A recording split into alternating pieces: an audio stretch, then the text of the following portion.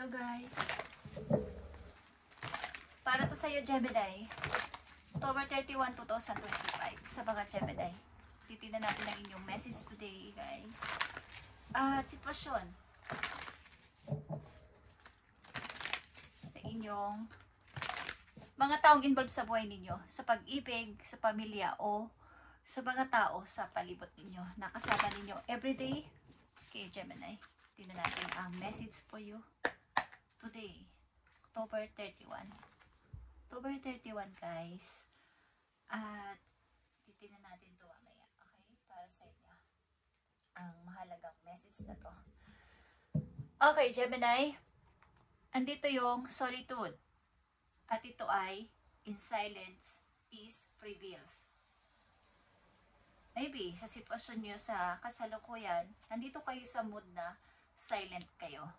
Wala kayong gaanong pinagkwekwentuhan o sinasabihan ng inyong mga nararamdaman, but kayo ay nagre-review sa galing sa nakaraan ninyong mga pinagdaanan, good and bad memories. Is tinitingnan ninyo, saan ba ako naging masaya, saan ako naging malungkot, at ano ba yung mga tamang nagawa ko at mga maling nagawa ko. Okay? At maaaring meron kayong mga iniisip o nililista sa kasalukuyan, kaya nyo to ginagawa. Meron kayong mga plano siguro sa kasalukuyan na gusto ninyong pasimulan. Gemini, tingnan natin ang message for you.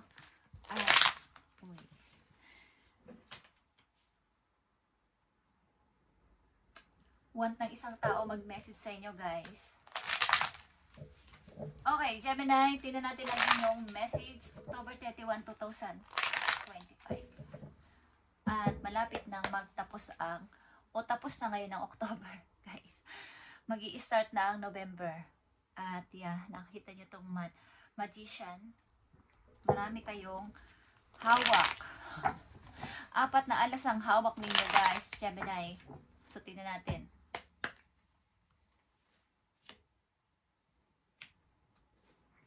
Message for you. At may kinalaman to sa mga taong involved sa buhay ninyo. Ito man ay pag-ibig, asawa, kasintahan, kinakasama, mga magulang, mga anak. Okay, is may kaugnayan ang mga energy na lalabas dito, guys. At nakita nyo ba itong 6 of Wands? Patungo kayo sa tagumpay. Ito ay victory. At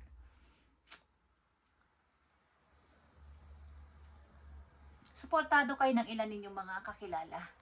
Mga tuwan-tuwa sa inyong pagkakaroon ng freedom or kaligayahan. Maaring sa ibang lugar ito, okay? 6 of Wands ito, guys. Okay, tingnan natin ang unang message for you, Gemini. Unang message is the moon. Ito ay shadow. Katulad dito ng solitude. Shadow is ito ay reflection. Galing sa nakaraan. Mga pag-iisip-isip, pananahimik muna. At ito ay night and day. Maaring maraming may gusto sa inyo makipag-usap, magtanong, magsalita. But, sad to say, gusto nyo muna ng katahimikan, peace muna this time. At meron akong mga pinaplano, meron akong mga iniisip. So, wag muna kayong maingay, please. Okay, ito ay sun and moon. Day and night, maaaring kayo ay may mga nagte-text sa inyo, may mga nag-message. Okay, but piling-pili lang ang mga taong inyong ini-entertain muna sa kasalukuyan, Gemini. Hindi naman sa magulo ang isip ninyo, gusto nyo muna ng katahimikan. Sandali. Okay, at next message po you. King of Wands is here. Isang taong nakatingin sa inyo habang kayo ay nananahimik at walang alam. Walang kaalam-alam sa buhay. Okay, Gemini, may isang taong nakatingin sa inyo sa malayo. Aries, Leo is here. Maring kayo ay tinitingnan from a distance ng person nito. Ito ay provider, guys. Maring ito ay businessman. Okay? Kung kayo babae, may nakatingin sa inyo. Hindi nyo man alam. Is mayroong taong naglulok sa'yo sa malayo. Maring pinapagtanong-tanong ka, tinitingnan ka, nire-research ka. Okay, but ito ay isang taong tahimik. Businessman. Matalino. Okay, guys? At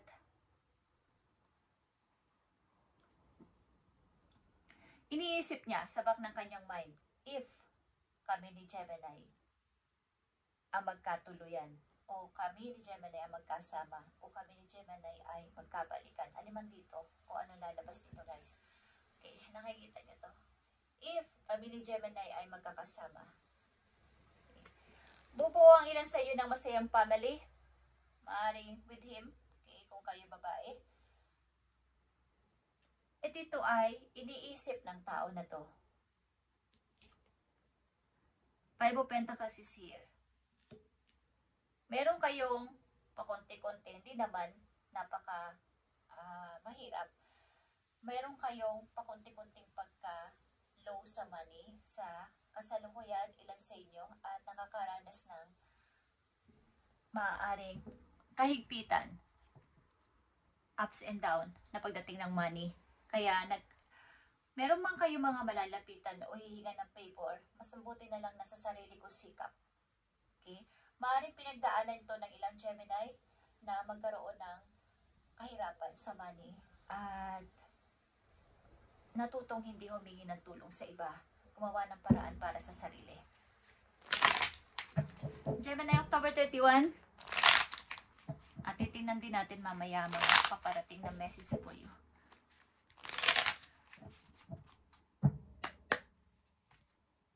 Para sa Gemini ito, kahit na ito ay general reading, ang pagbabasa ko dito, guys, ay nakatakda ito sa mga taong bibigyan ng message.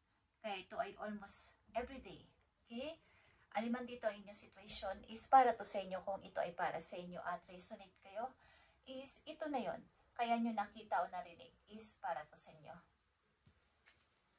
Okay, guys. Balak na isang person na kayo ay, o plano niya na kayo ay handugan, guys, ng ito ay opportunity. Okay? Pagpapasimula. Maring negosyo. Okay. The Fool is here. Both of you, maybe, balak nyong mag-start ng bagong buhay, bagong family. Kung kayo nagkaroon na ng family sa inyong nakaraan at ito ay nagtapos, bagamat ano ang inyong naging effort dito, pagsusurvive dito, but nagtapos, is may tao sa inyo ditong handa kayong opera ng bagong opportunity, pagpapamilya. Okay, guys? Bagamat both of you maaaring hindi pa alam ang mangyayari sa hinaharap, ano na mangyayari sa amin, magiging matagumpay ba kami, magiging okay ba itong new family na sisimulan natin o sisimulan ko, is kayo ay magti-take ng risk, guys. Okay, at ito ay may kinalaman din sa travel. Maaaring ang person na to ay malayo sa iyo, Gemini, at may true friend ka dito. Like ang pinapaalalahanan sa iyo mga pabasta-bastang pagdidesisyon. Okay, ang ilan kasi sa inyo ay careless, something na pabigla-bigla sa pagdidecide. Two of Swords is here. Okay. Minsan, nag-o-overthink ka. Minsan, nag-iisip ka, ano ba ang dapat kong piliin na? Andito na yung time na ako ay nag-iisip ko yung dati kong pinanggalingan. Yung kahirapan sa money, walang mahingan ng tulong. Kahit meron pa sa ayaw ko. Okay, guys. Ilan sa inyo magpapakasal? Gemini, napakaganda nito, guys. Pangkanta-kanta ka pa dito at masaya ako dito sa sisimula naming bagong pamilya. At maaaring excited ka dito sa plano mo o sa plano ninyong dalawa. Okay, guys. Ito ay new direction. Okay, ito ay naka-green light na. ready to go ka na, Gemini, sa yung new path, new direction, but ito ay dalawang direction pero pareho maganda. Okay? Ikaw lang ang may karapatang mamili dito kung ano at sino, sapagkat ito ay lahat ay okay. Itong dalawa na to, okay ito. Ito ay changes. Pagbabago magaganap sa buhay mo. Big, big changes. Yeah, guys. Kailangan mong mag-decide clear. Kailangan mong maklear ang mind mo sapagkat dito sa Two of Swords, may konting pagdadoubt sa iyong pagdedesisyon. So, kailangan mong magkaroon ng kalinawan dito. Nananahimik yung aking ipon. Okay, Four of Wands is here. Maaaring celebration is mangyayari at together, get together ng dalawang tao. Dalawang tao na nagmamahalan, guys. Paparating na message po yung Gemini ayon dito sa inyong sitwasyon. October 31, 2025.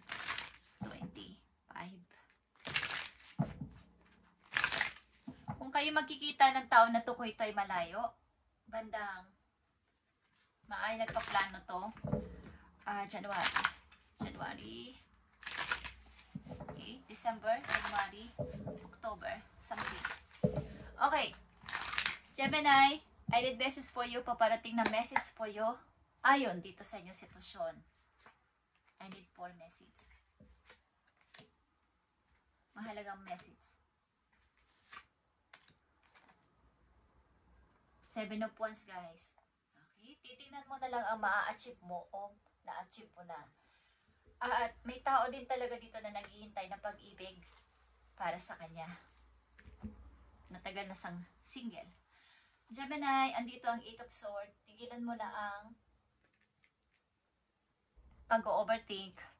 Masyadong pag-iisip na baka ganito, baka hindi maging okay. Tigilan na yung pagsabi ng sana. Okay, Gemini? Nakikita nyo ba ang The Empress? Okay, guys? Ikaw ito. Ano man ang inyong kasarian. Ito ay rebirth din. Guys? Pag-i-start at pag-grow sa sarili, lalo na sa kaperahan, ito ay abundance. Okay. Magkakaroon ka ng freedom sa money, Gemini, at ito ay big changes. Like I said, big changes ito.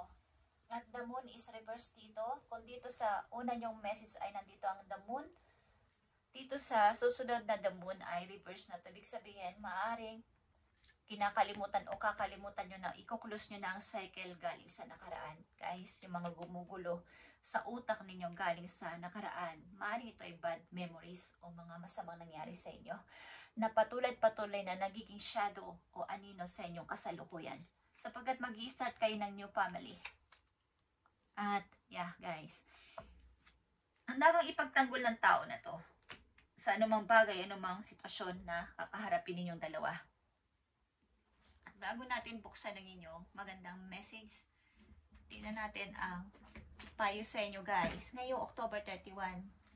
At maaaring magpapatuloy ito hanggang pagpasok ng November. Okay. Payo ito, advice sa inyo, guys, Gemini. Payo, advice.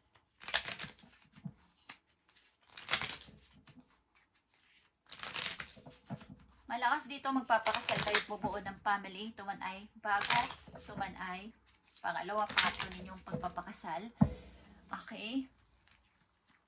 Para sa Gemini. Thank you. Nakita nyo ba ang butterfly, guys? Okay. Pay attention to the areas of your life or personality that are in need of profound change or transformation. Gemini, something changes, big changes is paparating sa buhay mo. So, pay attention na may mga nagbabago at mga bagong tao na dumarating sa'yo. At ito ay bigyan mo ng attention sapagkat ito ang signal ng bago mong buhay, pagta-transform mo. Ibig sabihin, big changes sa buhay mo, lalo na may kinalaman sa pag-grow mo and sa money. You are about to enter a phase of expansion. Okay, expansion, guys, and growth, which will be highly beneficial for your future. Para ito sa iyong future at wag mo itong, kumbaga, i-manifest mo to. Guys, Gemini, angkitin mo na to at mangyayari to. Andito din ang dolphin at ito ay peace. Nandito ka sa peace mood.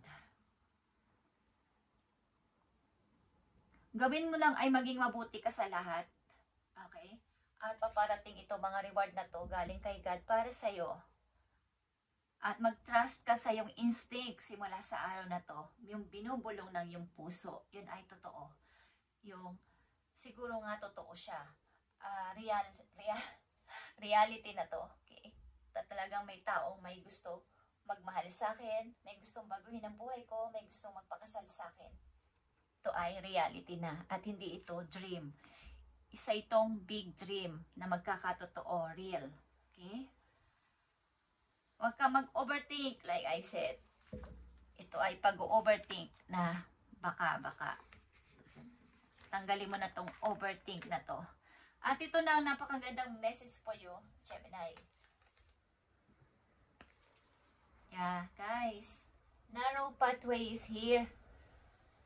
Tread truthfully. Big sabihin, take a risk. Kahit natakot ka, kahit may takot ka, pag hindi mo sinubukan tawirin ito, kahit ito'y umuuga-uga na bridge, kung may mga phobia kayo sa mga ganito, o sa real life ninyo, sa buhay ninyo, takot kayo sumubok take ng risk sa ibang lugar, sa another path ng buhay, kapag nakita nyo at nakatawid na kayo sa kabila, iba yung mundo doon, iba yung kapaligiran doon, iba yung community doon, at iba dito sa nakasanayan mong lugar, iba yung pamumuhay mo dito, makikita mo. Kung hindi kayo magtitake ng risk dito na tumawid at manatili kayo sa takot dahil takot kayo tumawid o baka takot kayong sumubok sa mga challenges sa buhay, walang magbabagong pagbabago. Walang magta-transform sa inyo. Okay. Naalala ko si Darna, guys. Okay. Nakita niyo naman si Darna pag nagpalit siya ng anyo, di ba? Ibang-iba pag nagpalit ng anyo. Okay, guys. So, kayo ay magpa-makeover. Magpalit ng mga looks, something. Maging, kung mas maganda kayo, mas pogi kayo sa ngayon, mas. Guys, habang hinihintay niyo ang pag-ibig na to, sapagkat nakatingin ito sa inyo ang tao na to, ano man ang inyong kasarian, may taong naghihintay sa inyo at maaaring seryoso to pagdating sa relasyon. Iniisip din kasi niya ang future. Pagamat katulad mo, may takot siya, pero kailangan niyang magsumubok dahil gusto niya ng happy family someday at makakasama sa pagtanda. Okay, Gemini, thank you and God bless. At i-claim nyo to. Magkakatotoo ito, guys. Trust your instinct or intuition simula sa araw na to. Thank you and God bless, Gemini. And be humble kapag nangyari na to sa buhay mo. Okay? Maaaring kayo ay magiging businessman or businesswoman with him or with her. Thank you, Gemini, and God bless.